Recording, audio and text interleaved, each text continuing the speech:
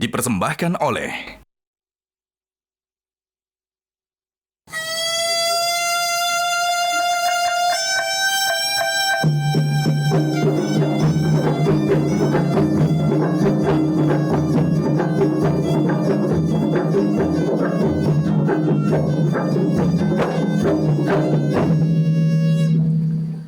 Bismillahirrahmanirrahim. Assalamualaikum warahmatullahi wabarakatuh. Waalaikumsalam warahmatullahi wabarakatuh. Alhamdulillahi haqqa hamdih wa syukru lillahi haqqa syukrih wala hawla wala quwata illa billahil aliyyil azim.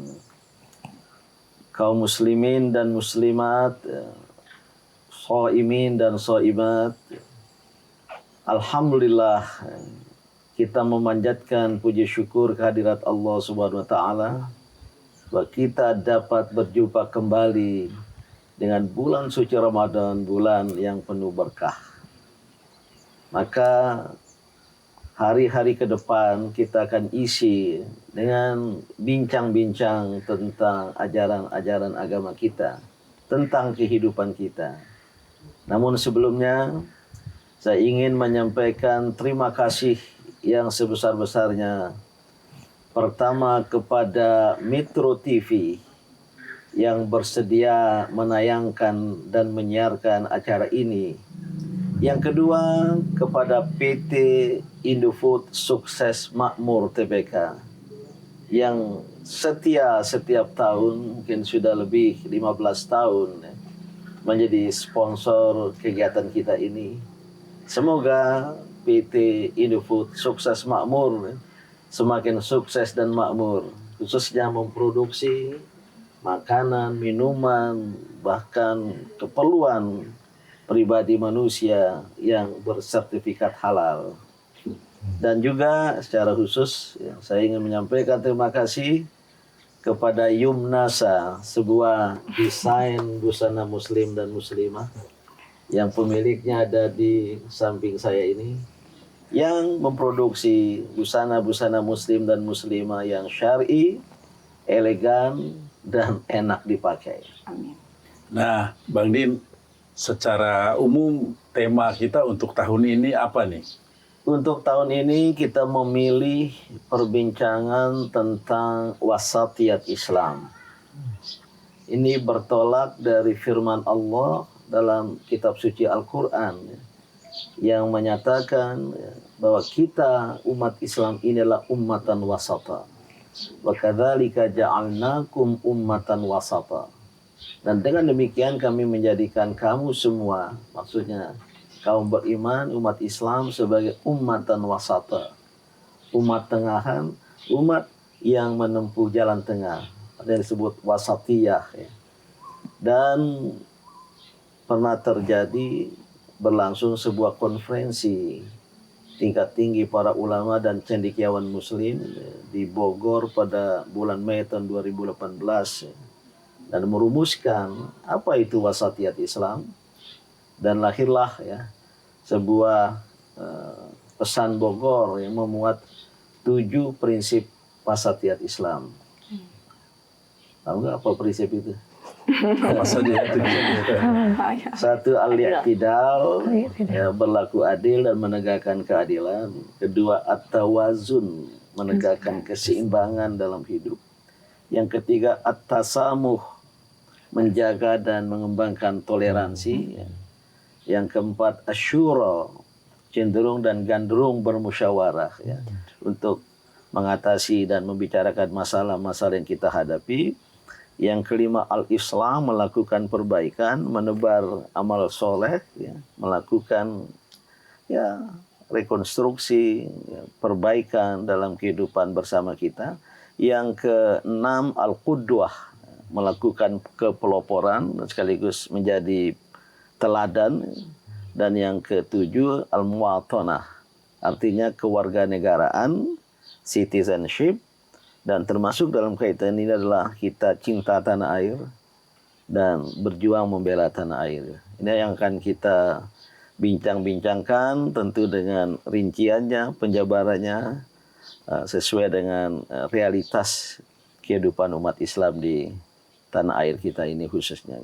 Dan mungkin bisa kita mulai berlaku adil terhadap sesama, terhadap sesama manusia sebagai makhluk ciptaan Allah Subhanahu wa taala.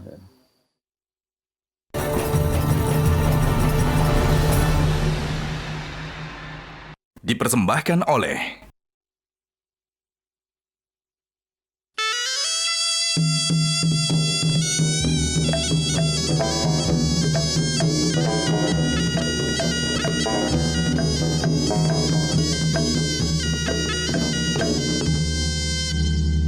seperti yang tadi disampaikan mengenai wasatiyat Islam. Konsep yang pertama tadi apa tentang keadilan, berlaku adil kepada sesama manusia. Itu seperti apa? Ya, konsep keadilan ini menjadi tema sentral Islam, dan pesan keadilan ini sangat-sangat penting, sehingga khotib di khutbah Jumat itu dianjurkan untuk menyerukan jamaah kepada keadilan. Innallaha ya'muru bil adli wal ihsan. Sehingga Allah menyerukan kepada keadilan dan kepada kebaikan gitu. Nah, keadilan ini juga menjadi sifat Allah. Allah Maha Adil. Manusia diciptakan dengan embrio potensi bersikap dan berlaku adil. Maka bersikap dan berlaku adil ini sangat mungkin dan bahkan sangat penting dilakukan manusia, dan tentu manifestasinya itu dalam berbagai aspek dari kehidupan manusia. Berlaku adil terhadap sesama manusia, berlaku adil dalam kehidupan keluarga, kehidupan bernegara, bahkan lebih awal berlaku adil terhadap diri sendiri gitu.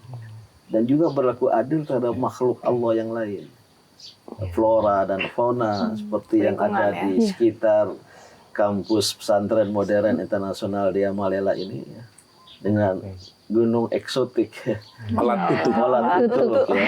Nah, kalau berlaku adil terhadap sesama yang mungkin kita bincangkan saat ini, yaitu bagaimana kita sebagai muslim berlaku adil terhadap ya siapapun mereka, ya. Apapun agamanya, apapun suku dan bangsanya.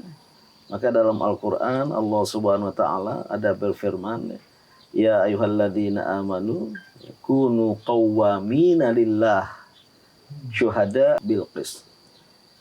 Kepada kaum beriman, tegakkan keadilan dan jadilah saksi-saksi yang menegakkan keadilan. Wala yajrimannakum syana'anu qaumin ala alla ta'dilu.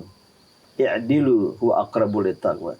Janganlah karena kebencianmu terhadap sesuatu kelompok orang lain membuatmu tidak berlaku adil.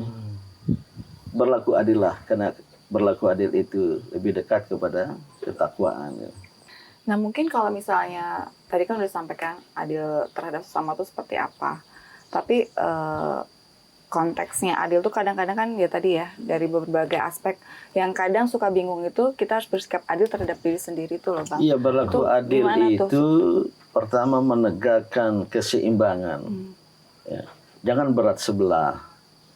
Dan bersama dengan itu yaitu menunaikan dan memberikan hak pada diri sendiri dan pada diri sendiri, pada orang lain, hak orang lain pada kita ada. Oh, jadi jangan kemudian kita menghalangi mereka untuk menegakkan haknya atau tidak memberi hak kepada orang lain dalam apapun. Dan bersama dengan kita memberi hak, kita juga punya kewajiban. Maka Islam ya, keadilan itu juga menunaikan hak dan kewajiban sekaligus. Dalam muamalah antara sesama, kenapa kita harus kayak dianjurkan untuk bersikap adil, Bang Din?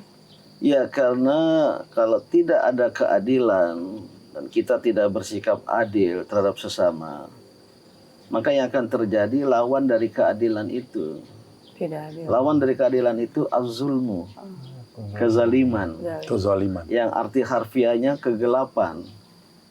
Jadi orang yang berlaku zolim, berlaku zulum, dia menjadi zolim, itu adalah orang yang diliputi oleh kegelapan dalam pikiran dan dalam hatinya. maka dia akan bertindak semena-mena, sewenang-wenang. Itulah lawan daripada keadilan. Ya. Maka berlaku adil agar jangan ada kezaliman ya dalam kehidupan manusia ini. Kalau ada kezaliman, ada yang superior, ada yang inferior, kemudian menindas, apalagi menjajah. Ya. Penjajahan yang pernah terjadi atas bangsa-bangsa adalah bentuk dari kezaliman, dari kegelapan. Nah, Islam datang dengan ajaran keadilan, ingin mengeluarkan manusia dari kegelapan-kegelapan ya, kepada terang benderang.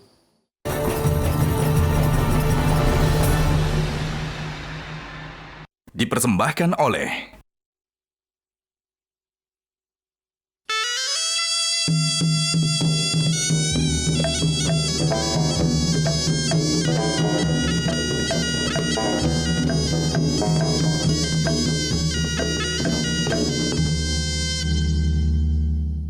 tadi kan sudah jelaskan ya, kalau Islam itu hadir untuk menciptakan dari kegelapan itu, Islam datang untuk memberikan penerangan.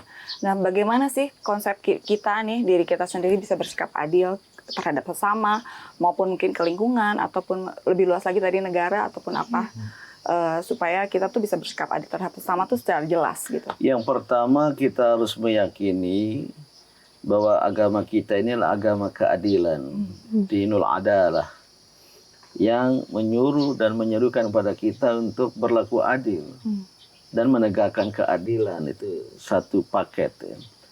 Nah, untuk berlaku adil, setelah kita meyakini ya bahwa keadilan itu ajaran Islam, berlanjut pada keyakinan bahwa berlaku adil itu akan membawa kepada pencerahan, akan membawa kepada kebaikan, akan membawa kepada kemaslahatan.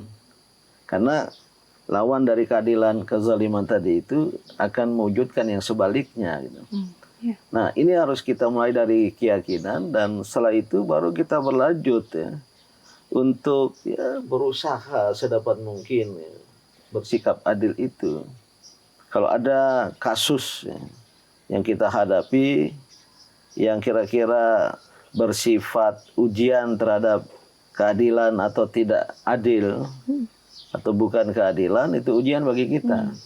Berarti kita harus membiasakan diri untuk memilih berlaku adil. Umpamanya dalam jabatan sebagai hakim, Nah, kebetulan terdakwanya non-muslim. Wah, ini kesempatan bagi saya untuk menjerumuskannya. Padahal belum tentu, jangan dia itu benar. Nah, ini ujian bagi seorang hakim muslim. Bagi seorang tadi pengusaha atau yang disebut majikan, yang punya karyawan yang banyak, yang bekerja pada membantu kita, dia ada hak-haknya. Tapi kita sewenang-wenang, tidak memberi upah, tidak memberi gaji, padahal sudah bekerja bersama kita. Bahkan mungkin di rumah tangga kita punya pembantu, orang lain yang datang bekerja, luar biasa perannya ya.